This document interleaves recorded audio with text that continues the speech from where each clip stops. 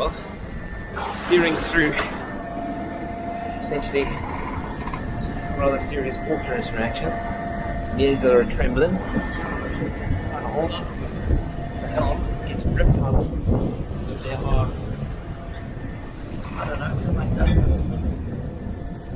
We're about 20 miles away from the coastline, about 60 miles, 60 miles maybe from Gibraltar. And yeah, it's intense. So what was happening? Well, we were about 50 miles or so from Gibraltar, just leaving the Atlantic Ocean and heading towards the Mediterranean and the Straits of Gibraltar. Maybe about 25 miles or so off the coast of Spain.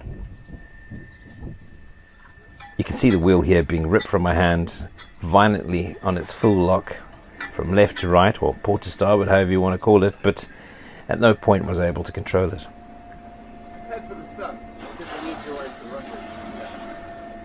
So what's happening here is we're still motoring.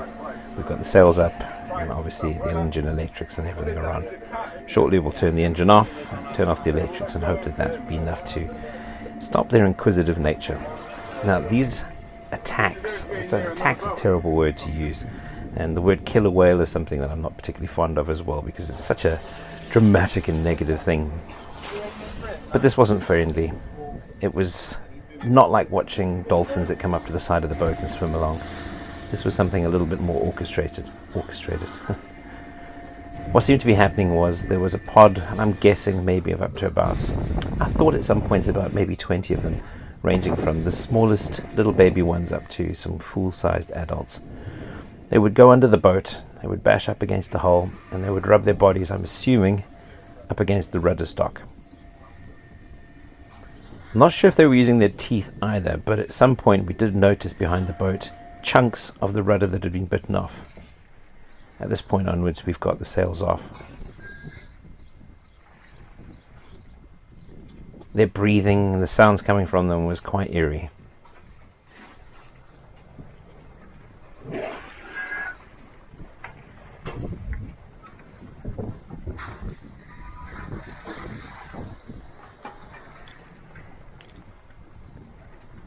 So with these little chunks of rudder sitting out in the water, I'm like, this isn't a good thing, because the last thing I ever wanted to do was basically have to deploy a life raft if the boat was sinking. And I don't know about you, but the idea of being kick-flipped to Jesus is not the way that I plan to go to heaven in this planet. So they would come under the boat, and as I say, I'm not sure if it was their teeth they were using. The only reason I say that I'm not sure is at one point I did look behind the boat and saw one of the orcas with a fairly large chunk of rudder in its mouth. That didn't fill me with a great deal of optimism. For some reason I thought, you know what, I think this boat's got problems.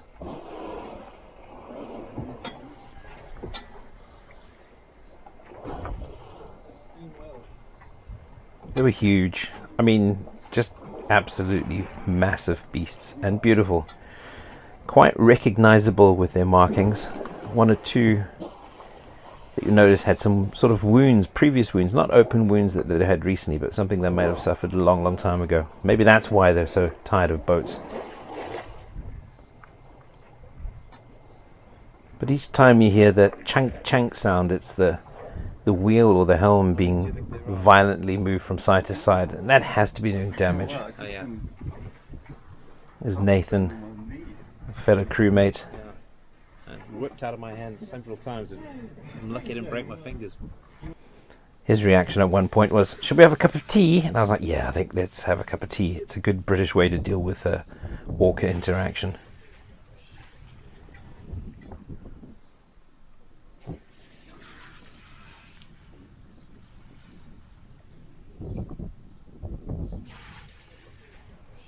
Their breath wasn't great either. I suppose they're supposed to be looking for tuna at this time of year, and to be honest, there's not a great deal of fish at all in the Med. And can you imagine being that size of an animal and how much food they need to find? Apparently there's an association with man and the lack of food, and they're intelligent enough to be able to realize that we are probably responsible for the lack of food. Maybe that's why they've been targeting the boats. At the end of the day, it's their ocean. We're the visitors. push us home. They're having a whale of a time. That's an awful joke, Nathan, but then again, it wasn't exactly the time for the best of our sense of humour.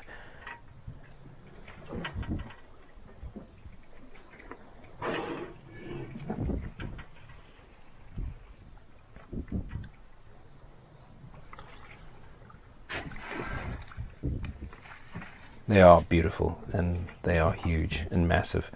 Just a proper apex predator.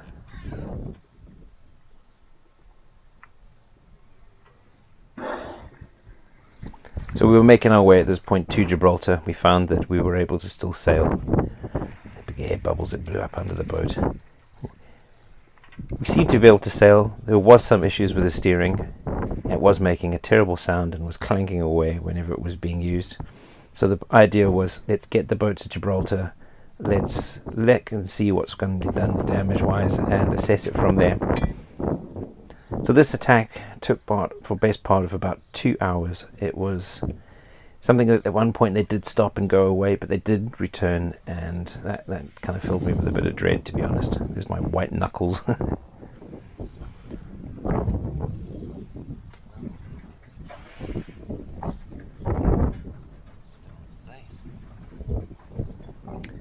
So we made our way back, or shall we say limped into Gibraltar, checked in, and I ducked the camera underneath, and you can see the big chunk out of the rudder that's been bitten and or chewed off. So you can see there it's well, I think the sailing term is knackered. That's pretty serious. So anyway, that was the damage, that was the end of the trip, and I'm grateful and glad it's over. So the trip was a yacht delivery that was taking place. Initially started off in the Netherlands. We picked up the boat in Ramsgate and we were making our way to Lefkada out in Greece. Unfortunately, with the damage to the rudder, it was the end of the trip, and the boat will have to be pulled out of the water, hauled out, have an insurance assessment and repaired. Didn't really get a chance to see what damage was done to the underside on the hull. Could have been nothing, could have been a little bit more serious, but at that point, the trip was over. So I flew back from Gibraltar to the UK, and I jumped on a plane, and I made my way out to Greece anyway, where I am right now on my own boat, Aquasou. Been trying to get to it for a year. The whole purpose of the trip was to get to Greece. Didn't work out quite as planned, but hey, what price for an adventure? So I'm hoping that my future videos won't be quite as animal intensive as being involved in an orca interaction like that, but it was a unique experience. I'm grateful for it, and it's something I'll never forget. Never ever will I forget that. But in the meantime, I'm just looking forward to getting my own boat back on the water, sailing back to the UK. And to be honest, I think the chances of me going back via the Straits of Gibraltar on my boat are slim to none, to be honest. Slim to none, because I have a tiller arm, and unlike that boat, the Kismet, which was a Halberg Rassie 49. Big boat, that. This is a 31 footer. There's a big difference in size. And with the wheel, it could only go from left to right, spinning on its own axis. I've got a tiller arm, and if that had come back and forth, bones would have been broken, people would have been thrown overboard, and it's a no from me. So I think what I'll be doing in the next few weeks is sailing up along the coast, making my way to France, and entering the UK channel via the French canals. It seems like the most appropriate way to do this. So yeah, thanks for watching. It's been fun, and as I say, hopefully some of the videos in the future will be a little less animal focused.